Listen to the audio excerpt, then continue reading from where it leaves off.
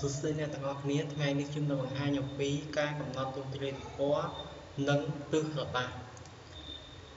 ដើម្បីធ្វើការកំណត់ទ្រង់ទ្រាយទំព័រឬទិសក្រដាសយើងត្រូវចូលទៅក្នុងមេនុយទ្រង់ទ្រាយបន្ទាប់មកយើងជ្រើសរើសយកទំព័រហើយស្ថិតនៅក្នុងទាំងទំព័រ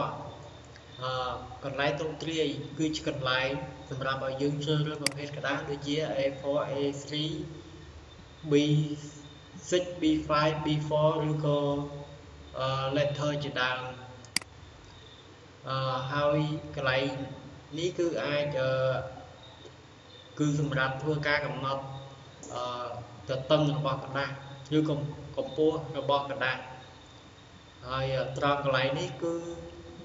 សម្រាប់កំណត់ទិសរបស់ក្រដាសគឺអាចក្រដាសជាក្រដាសផ្ដេកឬក៏ជាក្រដាសបញ្ឈរ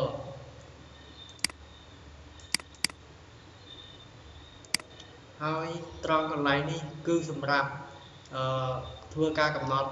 រឹមខាងឆ្វេងរឹមស្ដាំកំពូលបាតនេះរឹមខាងឆ្វេងរឹមខាងស្ដាំរឹមខាងលើរឹមខាងបាតហើយប្លង់កន្លែងប្លង់ទំព័រនេះអាចឲ្យយើងធ្វើការជ្រើសរើសឧទាហរណ៍បើសិនជានៅពេលដែលយើងព្រីនមកធម្មតាយើងយកស្ដាំមួយឆ្វេងប៉ុន្តែបើសិនជាយើងព្រីនលក្ខណៈជាសភៅយើងបង្កើតអត្ថបទជាសភៅដូច្នេះយើងជ្រើសរើសឆ្លុះដើម្បីងាយស្រួលនៅក្នុងការព្រីនហើយទិសអត្ថបទអាចពីឆ្វេងទៅស្ដាំឬក៏ពីស្ដាំទៅឆ្វេងវិញហើយបន្ទាប់មកបន្ទាប់ពីយើងធ្វើការកំណត់ហើយយើងចុចលើប៊ូតុងយល់ព្រម